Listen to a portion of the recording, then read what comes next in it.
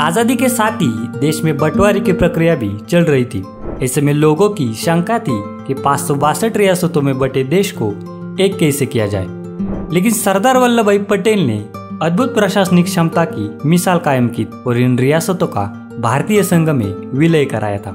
सरदार पटेल की मृत्यु 15 दिसंबर 1950 को हुई। उस समय तक ज्यादातर रियासतें भारतीय गणराज्य का हिस्सा बन चुकी थी, लेकिन कुछ राज्य ऐसे भी थे जिनके भारत में विलय के लिए 2 से अधिक दशक बीत गए। ऐसा ही एक राज्य था सिक्किम, जो 1974 तक एक अलग देश बनने के सपने देख रहा था। लेकिन भारत सरकार ने देश की राष्ट्रीय सुरक्षा को ध्यान में रखते हुए सिक्किम में एक ऐसा ऑपरेशन चलाया जिसने सिक्किम को भी भारतीय गणराज्य का हिस्सा बना डाला। आज कहानी सिक्किम के भारत में विलय की।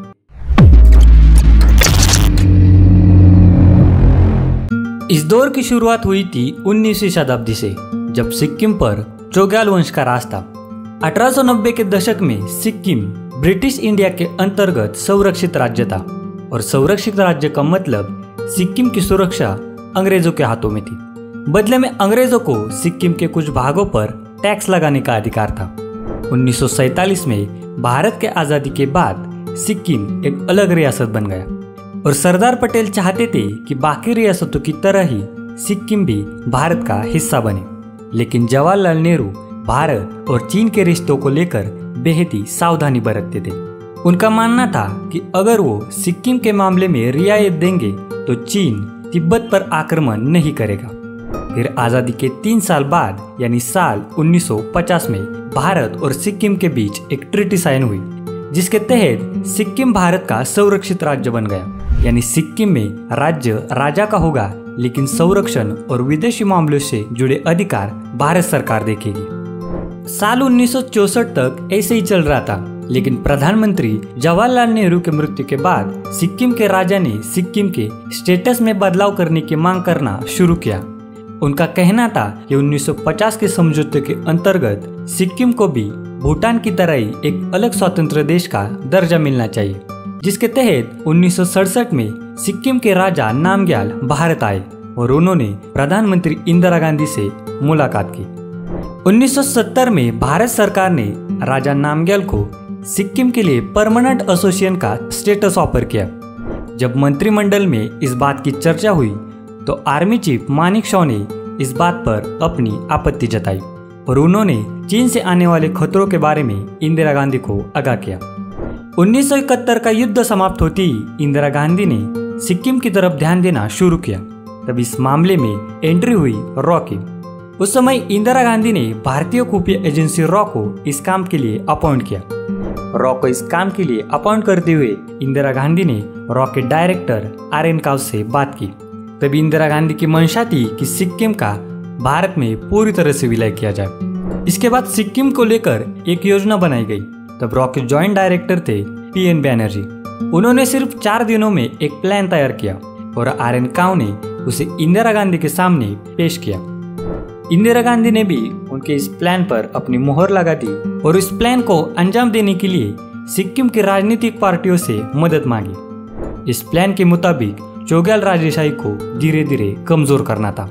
उस समय सिक्किम में नेशनल कांग्रेस के लीडर हुआ करते थे लेंदुप दोरजी। उन्होंने राजेशाही के खिलाफ पहले ही सिक्किम में मुहिम छेड़ दी थी और यहाँ की जनता भी लोकतंत्र के प्रति अपनी सहानुभूति रखती थी। मगर समस्या ये थी कि कैसे भी करके सिक्किम में एक इलेक्शन कराया जाए ताकि दोरजी की पार्टी विजयी हो और बाद में विधानसभा में प्रस्ताव रखकर सिक्किम का विलय भारत में किया जाए। लेकिन ये सब कहने में जितना आसान था, करने में उतना ही कठिन। पर रामेश्वर नाथ काव पीछे हटने वालों में से नहीं थे। उन्होंने अपने 2 अफसरों को इस काम के लिए अपॉइंट किया। उनमें से एक थे PN बैनर्जी और दूसरे थे अजीत सिंह सयाली। सयाली तब गंगटोक में ऑफिसर ऑन स्पेशल ड्यूटी के तौर पर तैनात थे। इसके अलावा एक और शख्स था जो इस पूरे ऑपरेशन पर बारीकी से नजर रख रहा था। वे थे सिक्किम में रॉ के हेड GBS सिंधु। 1973 की शुरुआत में 2 ऑपरेशन को एक साथ शुरू किया गया, जिनके नाम थे जनमत और ट्वाइलाइट। फरवरी 1973 में PN बैनर्जी की टीम ने सिक्किम नेशनल कांग्रेस के 2 नेता दोरजी और केसी प्रधान से मुलाकात की और सिक्किम में इनके साथ मिलकर इस ऑपरेशन की शुरुआत हुई।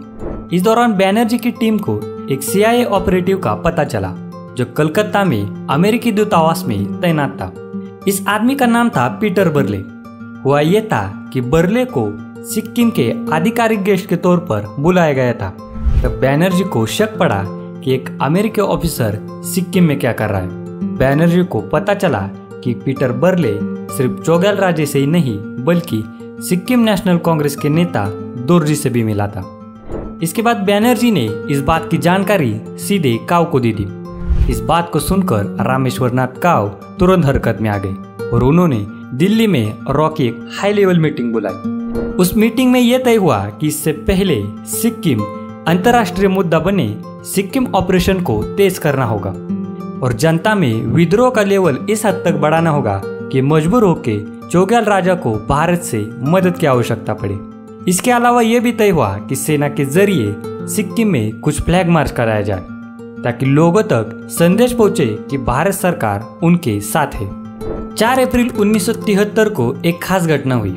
उस दिन चोग्याल राजा का 50वां जन्मदिन था। उस वजह से राजभवन में जश्न का आयोजन किया गया था। वही सड़कों पर लोग राजेशाही के खिलाफ विरोध प्रदर्शन कर रहे थे। इस दौरान चोग्याल राजा के बेटे तेनजिंग राजभवन की ओर जा रहे थे। तब प्रदर्शनकारियों ने उन्हें बीच में ही रोक लिया। तब राजा के गार्डों ने प्रदर्शनकारियों पर गोलियां चला दी और फायरिंग में 2 लोगों की जान चली गई। उसके बाद सिक्किम नेशनल कांग्रेस के लीडर दोरजी ने इस बात का बतंगड़ बनाते हुए पूरे सिक्किम में चक्का जाम कर दिया। अगले कुछ दिनों तक सिक्किम में भारी लूटपाट मची और मजबूर होकर राजा चोग्याल को भारत से मदद मांगनी पड़ी। 8 अप्रैल के दिन सिक्किम और भारत के बीच एक समझौता हुआ जिसके तहत भारत सिक्किम के प्रशासन को अपने हाथ में लेगा और सिक्किम की पुलिस भारतीय सेना के अंडर काम करेगी। इसके बाद सिक्किम नेशनल कांग्रेस पार्टी ने सिक्किम में पुकारा हुआ बंद वापस ले लिया और 8 मई को एक समझौता हुआ जिसके तहत चोग्याल राजे के पास सिर्फ राजभवन और वहां के गार्ड का नियंत्रण रह गया। मामला काफी हद तक सुलझ चुका था, लेकिन काव के सामने एक और परेशानी थी, वो थी इंदिरा गांधी। इंदिरा गांधी का कहना था कि सिक्किम का संपूर्ण विलय भारत में कराना है। इससे कम में वो किसी भी सूरत पर राजी नहीं होंगी, यानी राजभवन और वहां के गार्ड को भी भारत के नियंत्रण में लाया जाना था। स्थिति को ध्यान में रखते हुए काव ने पीएन बैनर्जी को एक और टास्क सौंप दिया जिसके तहत पूरे सिक्किम में प्रचारित किया गया कि सिक्किम और दार्जिलिंग के विकास में जमीन आसमान का अंतर है। इसलिए सिक्किम के विकास के लिए भारत के संसद में सिक्किम का प्रतिनिधित्व होना जरूरी है, जो बिना भारत के विलय के संभव नहीं है। काव की सोच के अनुसार चुनाव के बाद विधानसभा में कम से कम 70% मेंबर भारत के पक्ष के हो ताकि विलय में किसी भी तरह की दिक्कत न आए। 13 अप्रैल 1974 को सिक्किम में आम चुनाव हुए। ये सिक्किम के सार्वजनिक मताधिकार के आधार पर होने वाले पहले चुनाव थे और एक स्वतंत्र देश के रूप में आखिरी। काव की इच्छा अनुसार दोरजी की पार्टी सिक्किम नेशनल कांग्रेस को इस चुनाव में भारी बहुमत मिला, लेकिन चोग्याल को तब तक अंदाजा हो चुका था कि अब राजभवन भी उनके हिस्से में नहीं आने वाला है। इसलिए उन्होंने अंतर्राष्ट्रीय स्तर पर यह मुद्दा उठाना शुरू किया। इसे देखते हुए रॉ ने सिक्किम ऑपरेशन का आखिरी हिस्सा शुरू किया, जिसके तहत जरूरी था कि बिना खून खराबे के राजभवन को भी नियंत्रण में लाया जाए। इस काम की शुरुआत हुई सिक्किम विधानसभा से, जब दोरजी और उसकी पार्टी ने the government of Sikkim act 1974 को सदन में पारित कराया। तब सिक्किम भारत का एसोसिएट स्टेट बन गया, लेकिन पूर्ण राज्य बनाने के लिए सिक्किम में जनमत संग्रह कराना जरूरी था। उससे पहले एक आखिरी कदम भी जरूरी था, वो था राजभवन को अपने नियंत्रण में लेना, जहां भारी मात्रा में सिक्किम के गार्ड तैनात थे और ये सब अपने राजा के प्रति अपार निष्ठा रखते थे। बिना विधानसभा के अनुमति के सेना सीधे राजभवन पर कब्जा नहीं करना चाहती थी। इसलिए रॉ के प्लान के तहत सबसे पहले गंगटोक में प्रदर्शन शुरू हुआ और मांग उठी कि राजभवन को राज्य के अधीन किया जाए और सिक्किम गार्ड्स को भी वहां से हटाया जाए। इसके बाद चोग्याल को लेकर एक योजना तैयार हुई, जिसके अनुसार राजा चोग्याल को राजभवन से हटाकर इंडिया हाउस में लाया जाएगा। और बाद में उन्हें गंगटोक से बाहर एक गेस्ट हाउस में ट्रांसफर किया जाएगा।